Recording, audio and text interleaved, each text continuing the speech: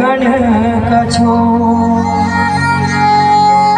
कह जड़मती तुलसीदास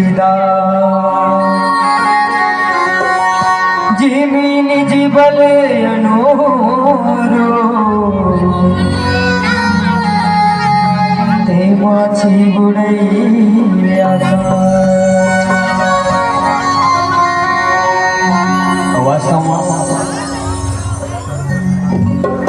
गोस्वामी तुलसीदास जी महाराज जब रामचरितमानस लिखे तो लिखत लिखत ऐसा पड़ाव में घलो आते कि गोस्वामी तुलसीदास जी महाराज कथे कि वास्तव में जौन मर्यादा भगवान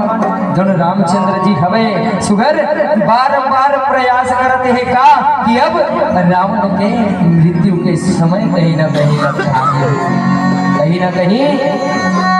रावण के अंतिम समय यहाँ आ गए